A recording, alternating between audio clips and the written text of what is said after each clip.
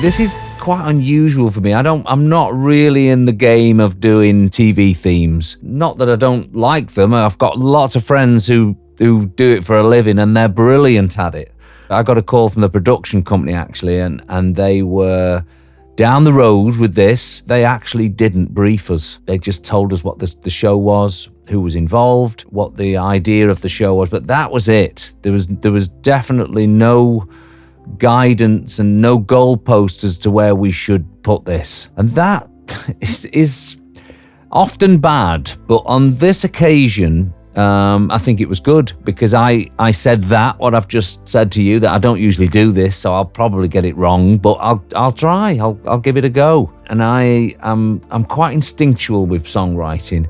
I could actually hear the melody as I was coming off the phone. And so I shot through into the studio, and while I was kind of downloading this idea, I sent a message to Dan to see where he was because I knew I needed him on this with me. Gary and I always have a lot of fun with these types of projects. He sent me a text at about 5 p.m. or something. He was like, this thing is just going to be fun. And it has been exactly that. Often he says no rush with things like that. However, the exception is pitches. And with this pitch, I knew that we had to turn it around quickly, so I immediately started working on it. I wanted to present it quite quickly, but I wanted to present it in a really good shape. I wanted to try and go for the bullseye. I spent about an hour on it. I went quite far down the road with the drums. I sent a rough to Dan, and he immediately started work. And while he was working on it, I was making my rough even better. Because the show didn't exist before and there wasn't a set format, we had no idea how they would integrate it. All we could do was give them everything we thought they could need. So in the end, we provided a 2.5-minute piece of music, and you have to give them every little ebb and flow so that the piece of music contains every ingredient that it could possibly need from start to finish. We possibly spent a couple of days before we sent it in, at the most I'd say, but we were working on it hard. I was stemming things off. It was a conversation between the two studios. We always have a lot of back and forths in our projects. One of the first conversations I had with Gary, he said at the studio we just play tennis all day. We pass stuff on to each other and then we ping pong it back to someone else, and then they play with it for a while and bring it back. For this project, it was just the two of us working on it, but there was a lot of me sending stuff to him and then him adding something and adding it back to me.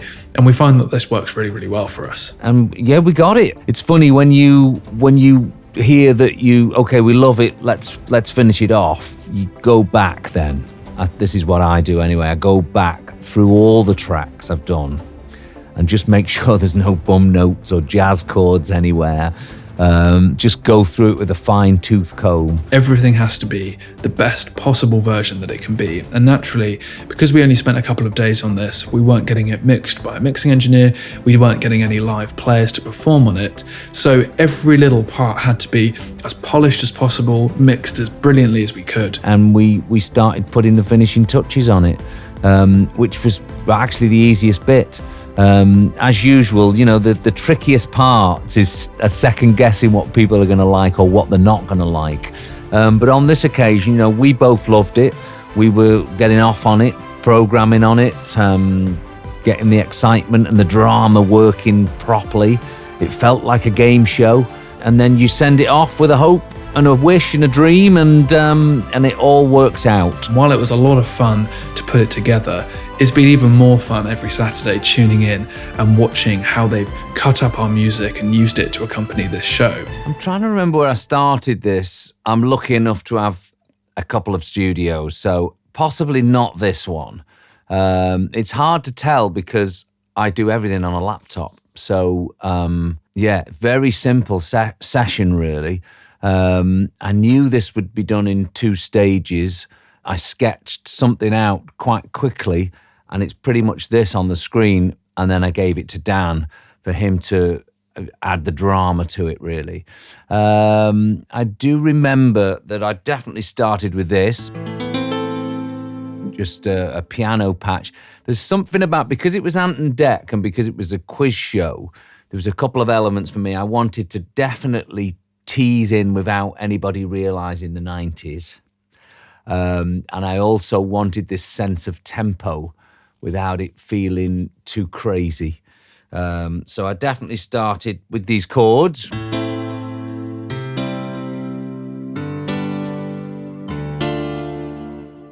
then I've got a feeling I very quickly went onto this. Now, I love mono synths. My first synth in my collection was an SH-101, so I always love like almost a siney mono, this sort of sound. A little bit of portamento. And it's just playing a melody which is in with those chords.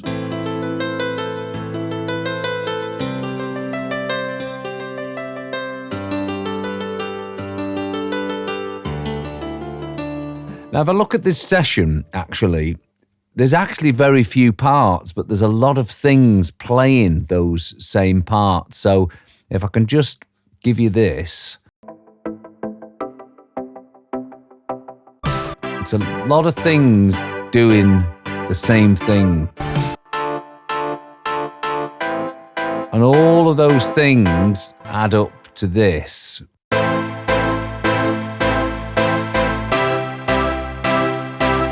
And that's the pad up an octave, down an octave, sometimes just bass notes, but it's to try and get something that sounds exciting and big, like a big Jupiter sound or something. Let me just see what I did here with the sub bass.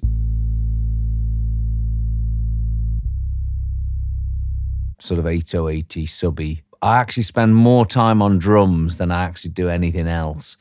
Let's hear a little bit of what we did on these drum sounds. Now, my drum sounds are usually quite simple.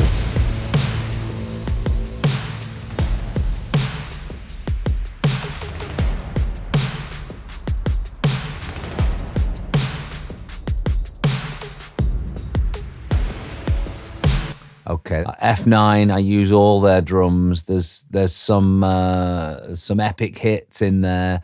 There's some of those Oliver samples which everyone seems to have. I've got a feeling I probably started with this and built the rhythm around it. I did. That's exciting. That sounds like a game show to me. That little tick, tick, tick. The idea of that would have given birth to this, which is, to me, that's exciting. That's like something's going to happen here. Drama's building.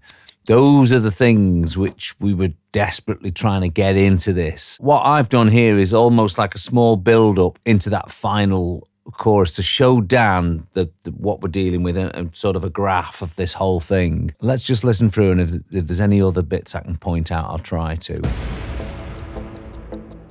So those Brahms are very important. I think I got them off Project Chaos, these. My old friend Daniel James. Great for all these. I think all these down here are actually those Project Bravo or Chaos sounds. Yeah, big trailery.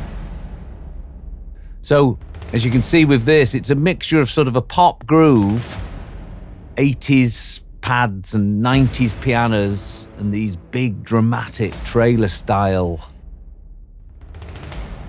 It's like an amalgamation of all those things, this is. And then Dan, I know, is about to add all the orchestration and the horns and the strings and all that stuff, which will give it a whole nother level of width. I don't have anything on the master bus. I'm not really using, other than the drums, I'm not using too much processing on this. Let me just see my kick and stuff. I think they're being fed into, they're doing a parallel to this, which is always good for kick and snares to get a good point on them, and that's just sort of blended in. But I've not gone to town too much on this. I think that kick drum's got a bit of reverb on it. Yeah, bit of Seventh Heaven on that. Let's just see where that snare's coming from. Yeah, massive. Yeah, so I've got a bit of waves on there. Smack attack. That's going into the DBX. It's also going into a Reverb 480, an old favourite of mine, which is actually on the desk over here. That's great. That's a great snare sound. Anything with keeps the transients up is good.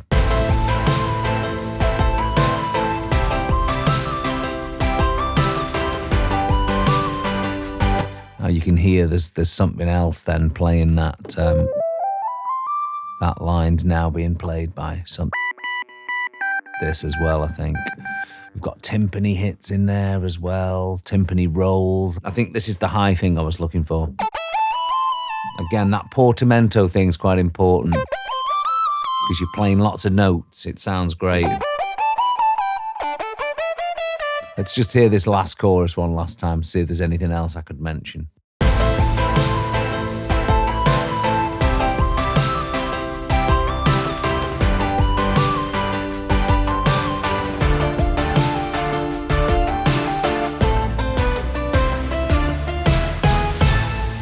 Now, I'm sure Dan will get onto this, but we don't make demos here. It's kind of one of my rules is that would be for a lot of people good enough to pitch that, to send that in.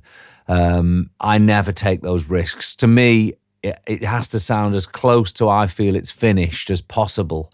And that's the point I send these things in. I think you can never ever rely on anyone having any imagination. You've got to literally paint the whole picture. Don't give anyone a pencil sketch. We go to town. We sometimes spend weeks doing these things for pitch, and we often don't get them. But we know we've given our composition the best chance possible of getting the job if we know we've gone to town on it. And so I generally don't let anything outside these walls until I feel it's at some point ready to be heard.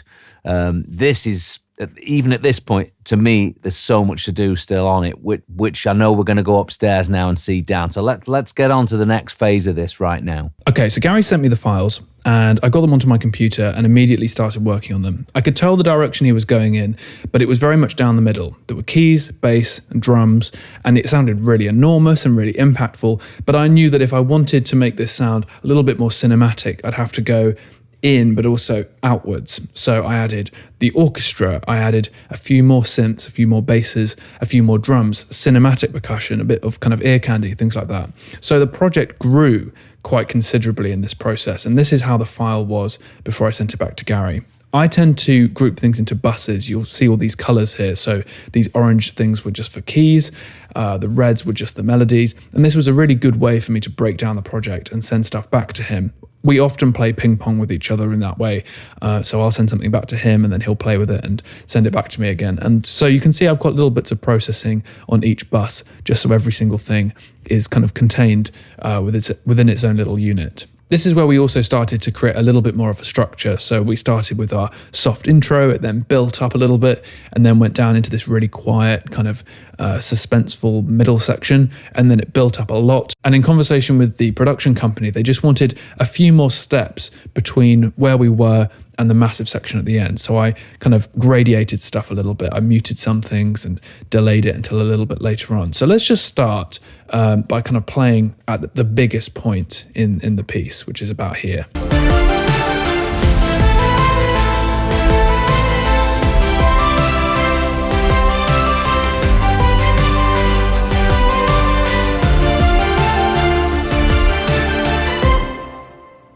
So it's pretty huge by the end. Let's just have a listen to these keys on their own. As I say, you really have to pull all the stops out, and that includes adding a couple of organs as well.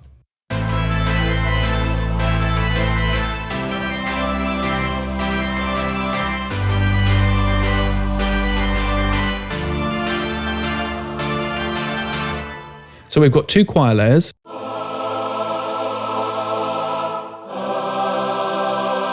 We've got two organs.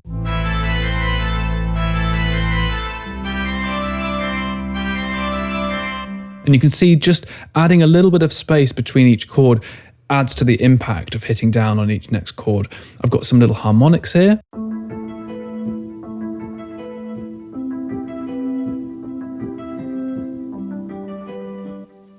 I've got some nice long sustains here. This is Olaf Arnold's Swarm.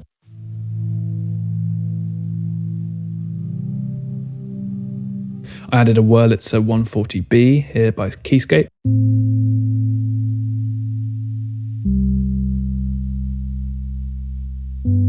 I even added the little Native Instruments strummed acoustic.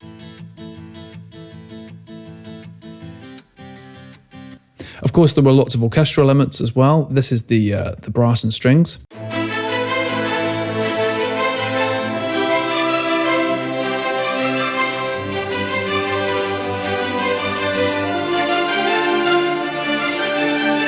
massive. So you can see in a lot of cases, I've just duplicated chords. The strings act more as a kind of rhythmic.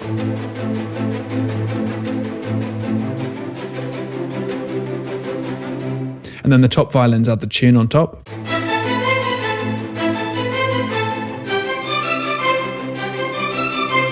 So if we go now into our melodies, a lot of these were what Gary had already added. I just added a couple more synths. So I added a DX7.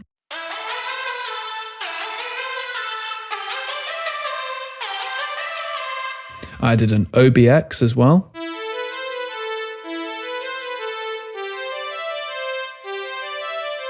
And also a Mini V3.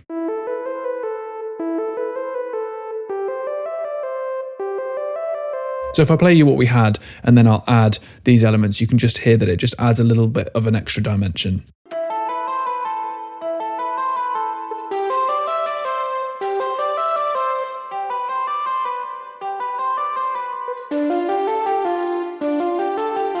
I mentioned that I added some cinematic percussion as well. Have a listen to this.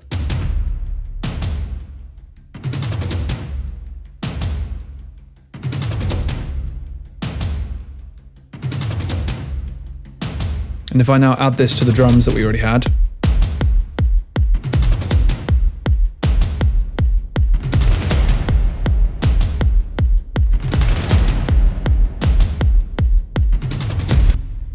there's something coming, there's something happening. It's really, really exciting that. So you can see that as I've gone through the piece, I've added more and more elements, starting with just these elements here.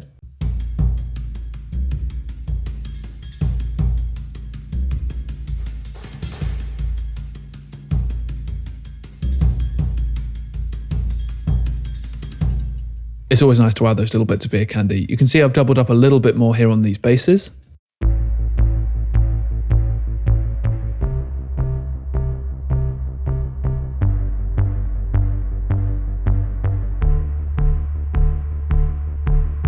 Now, for the most part, with projects that are as big as this, I'm not using a huge amount of processing on each track. Normally it's just a little bit of EQ just so to kind of clean up the sound a little bit. The main processing that I do is on the buses. So if you have a listen to this, this is the brass without any processing.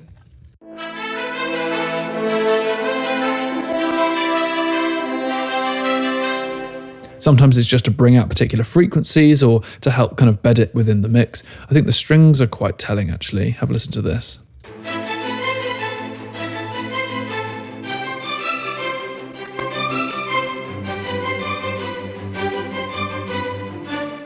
I think with this particular type of music, it's just about making each sound stick out a little bit further, especially when you're competing with orchestras and synths and drums and cinematic percussion. There are lots of layers going on, so every single part has to be as clean and as focused as possible. I think that's about everything I need to show you. The only other thing was that I had to create some stings. So when they finish a section of the show and they go to an ad break, and then they come back from the ad break and they go back into the show, they needed about 5 seconds of music to cover that. And I created a few different variations, but I think this is the version that they chose in the end.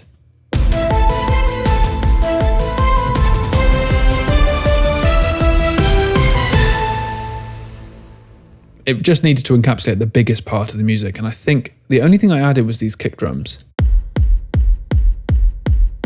just to really drive it home. So have a listen to that.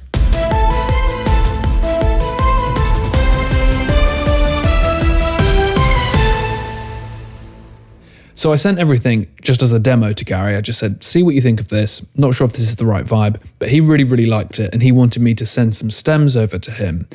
So I basically had to break everything down into single, quite large groups of instruments. Basically, all of these buses, I could just send these as tracks. So I've got miscellaneous, cinematic perc, bass, piano, melodies, keys, brass, strings, clocks, drums, timps, and Project Chaos. Basically anything that sounds a little bit different to each other, so that if he wants to adjust the balance of the melody track, he doesn't have to come back to me and ask me to stem it out. I've already got that there for him. This is quite a manageable number of stems. As you can see, if I'd sent him all of these tracks, it would have taken him ages to kind of put everything in place. And as you can see, there's quite a lot of volume automation in here. So I've already created the balance that we needed between each section. This was just a bigger way for him to be able to kind of balance things on a slightly more zoomed out macro level. There wasn't really much more for me to do except bounce these all out and send them back to him. Okay, so we've got this back from Dan. It looks like here I've possibly kept... The drums weren't far away. I remember spending a lot of time on the drums for this.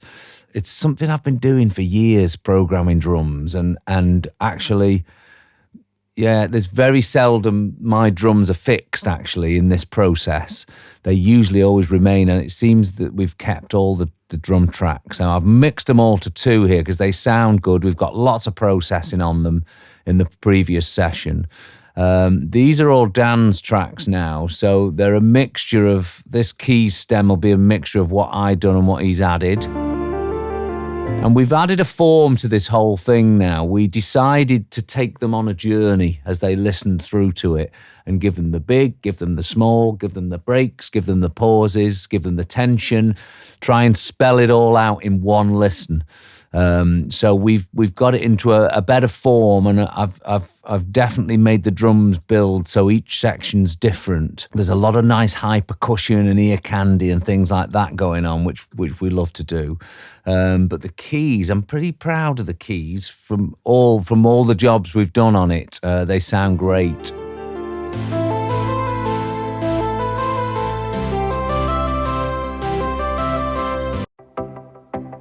Love that. I love the plucky stuff. We've noticed as the series has gone on, they keep using different parts of this. There was a part we hadn't heard them use before on Saturday night, which is always good.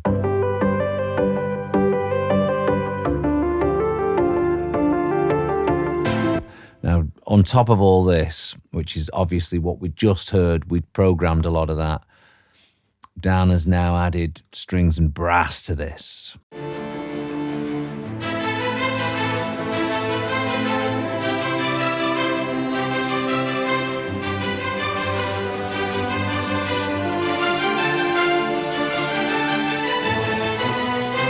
Which is wonderful.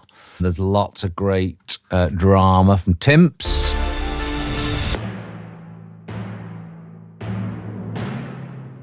Following the roots.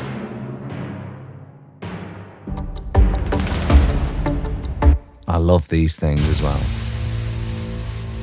Whoa, it's like something from the Terminator movie or something. That's really great. See, all this really starts to add the picture to this now. Let's see what the bass is doing.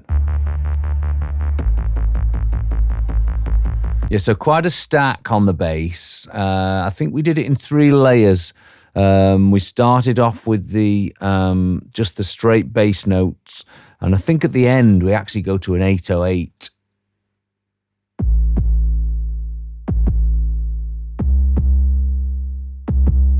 Yeah, so all different. Again, we tried to make each section different, so it feels like a page turning.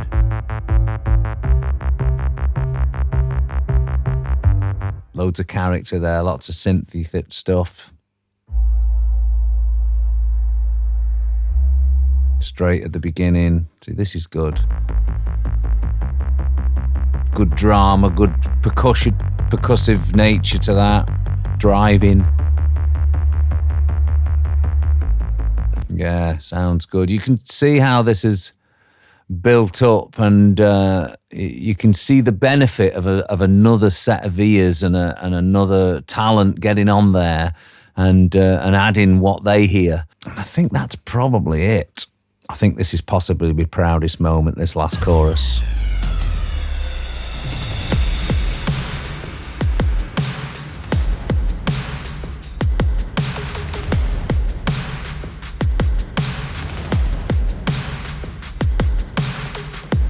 Got a pretty crazy 2-bus on this. We must have been hitting it a bit high in the mid-hundreds.